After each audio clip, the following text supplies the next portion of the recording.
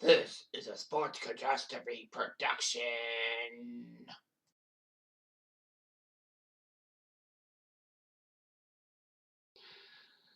Hey there, hello, hello there. It's Jeff Cutastrophe. Welcome you to another Sports Catastrophe birthday boy. There wasn't one yesterday. I apologize, but I couldn't find anyone for July 8th. But anyway, this guy, yeah, I know that this is not the best person to do it on.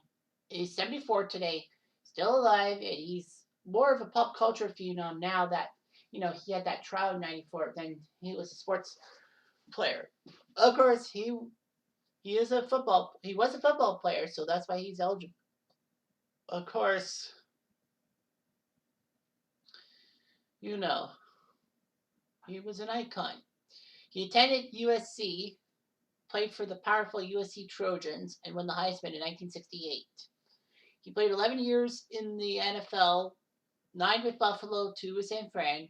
He became the first NFL player to get 2,000 rushing yards in a season. And been to the College Football and Pro Football Hall of Fame. He was in acting and football broadcasting until he was arrested and charged with the murders of his ex-wife and her friend. He was acquitted by a jury, but the civil suit ruined him. He had to pay a $33 million judgment against him. He decided to move to Florida to avoid paying any more of the liability judgments, which he hasn't really paid. Wow. He ended up being arrested in Las Vegas in 2007, charged with felonies of armed robbery and kidnapping because allegedly there was a lot of his memorabilia that was going to go to the families of the Goldman family and the Brown Simpson family. So basically, he ruined that. He was sentenced to a 33 years imprisonment with a minimum of 9 years without parole. He was granted parole after his 9 years and all that. I guess because of his age. But anyway, yeah, it's terrible. O.J. Simpson's dad actually was a drag queen in the San Francisco area and was actually gay and died of AIDS. That's terrible and all of that. So, yeah. He was raised in San Francisco and decided to go to the University of Southern California, which is a prime school nowadays still, but yeah, it was huge. John McKay was an icon coach. He played running back for only 2 years. For only 2 years, he actually was part of a junior college, and that's why he only played 2 years with USC, which was shocking. I thought he played more. But anyway, yeah, he led the nation in rushing both years he was there. 1,500 plus yards in 67. In 68, he had 1,880. So that's amazing. So as a junior in 67, he was actually a runner-up in the Heisman Trophy to Gary Beban of UCLA, which kind of sucked because USC beat UCLA in the final game of that regular season. And basically, Simpson's electrifying touchdown run beat UCLA. That play was almost repeated bit by bit by 2005 when Reggie Bush ran over Fresno State. All that. It was one of the greatest football games of the 20th century, they said. So, yeah, game of the century. So, anyway, yeah.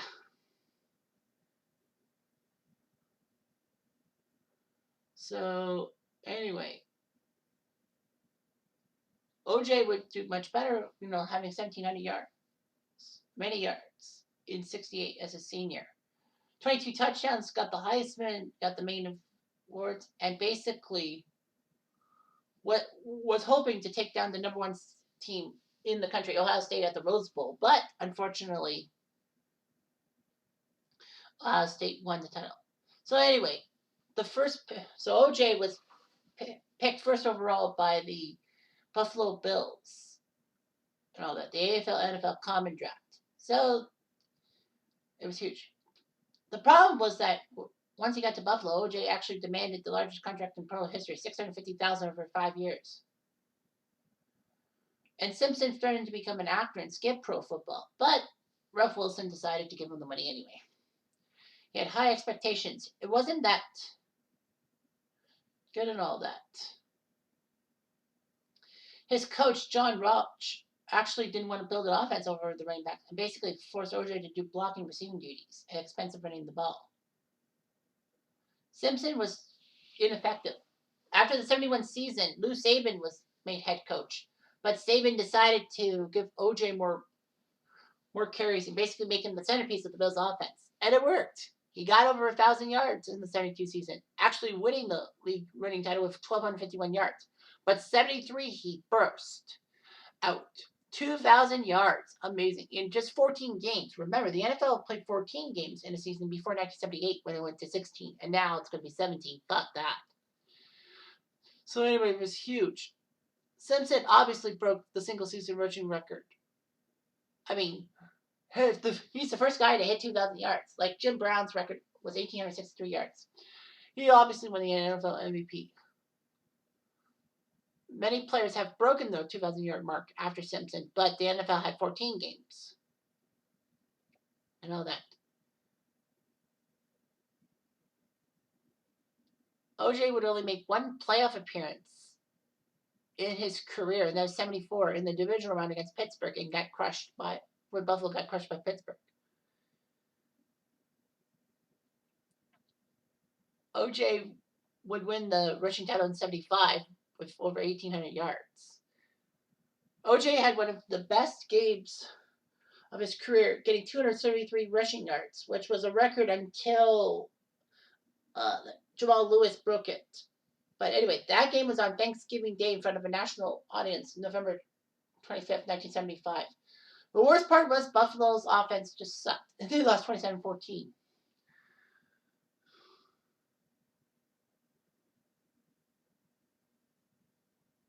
Yeah. Buffalo wasn't really that good. Buffalo decided to trade OJ after 77 to San Francisco for draft picks.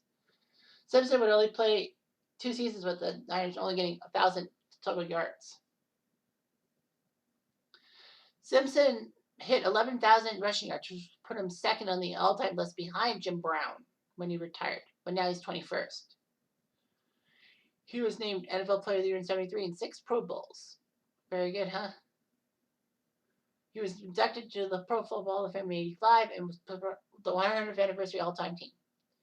Yeah, it was pathetic how OJ only played one playoff game. That's just how bad Buffalo was.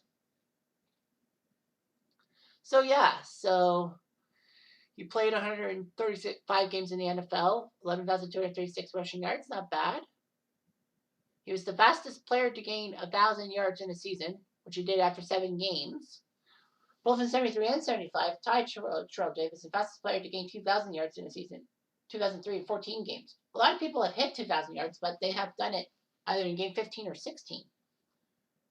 So anyway, so let's consider all the players who have hit the 2,000-yard mark.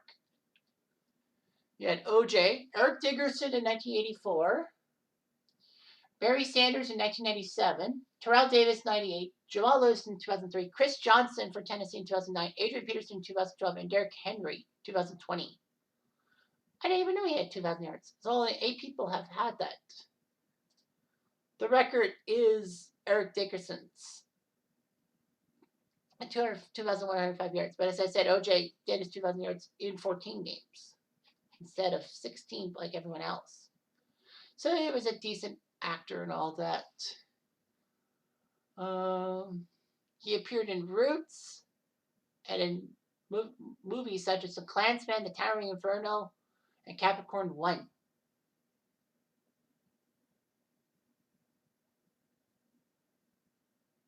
So yeah. He actually didn't consider an acting career until he saw Lee Marvin and Richard Burton while filming The Klansman, California. So he would be in Hertz commercials in 1975.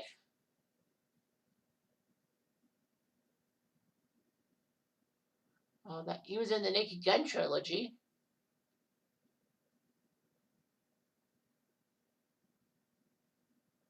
OJ almost became the main character in The Terminator, but Cameron decided to cast Arnold Schwarzenegger in the role, and OJ didn't have involvement in the film. OJ was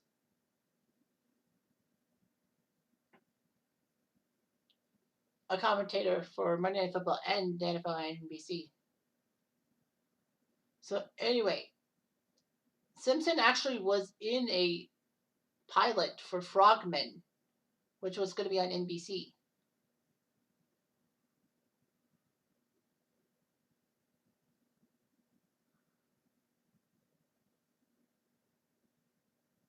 Yeah. So anyway, yeah, Frogmen, all that.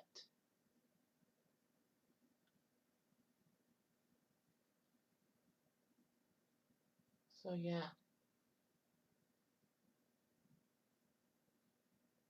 there were rumors that Frogmen probably would have been one after the Super Bowl and all that.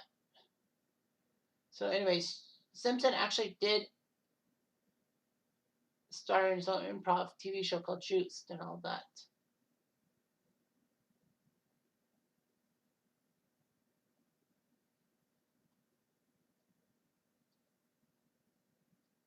So anyway, yeah, he was an actor and all that in some episodes and all that.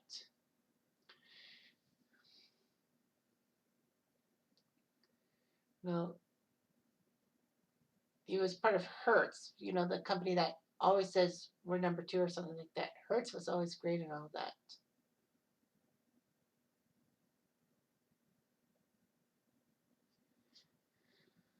Go, Jay, go. So anyway, he married his first wife at age 19 and had three kids, Arnell, Jason, and Aaron, who Aaron drowned in the family swimming pool, but Jason was around.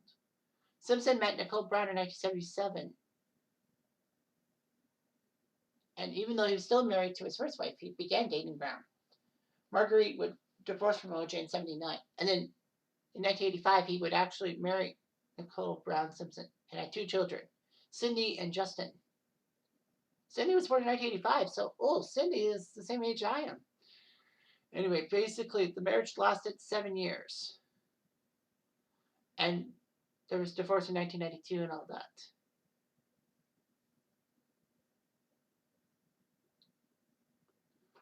They almost reconciled, but nope, it didn't happen.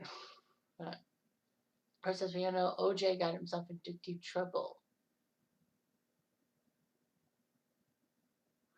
And basically, the trial of the century was huge because it actually, you know, it was basically racial lines. A lot of people said that, the black people were happy, not guilty, and the whites were upset that he was not guilty. All right. Yeah. But of course, the civil trial happened and he had to pay damages and all that. So there were a lot of legal troubles and all that.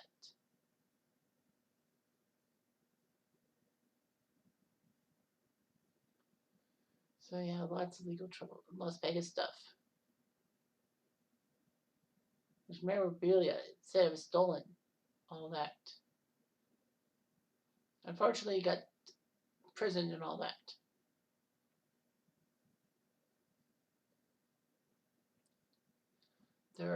There was that famous miniseries OJ, The People versus OJ Simpson by FX. It was amazing.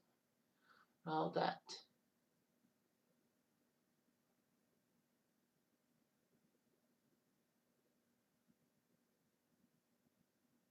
Yeah. So all that. 30 for 30 had OJ Made in America about the race relations and all that. So yeah, say what you want about OJ. I mean, he did cause a lot of damage and all that. And I just hope he's remorseful for what he did to his wife and her friend, and then basically the memorabilia stuff. I mean, I'm not protecting him by any stretch of the imagination. There's a lot of stories that can go through. But anyway, that's all I've got. Anyway, I'm Jeff Diamond. I do.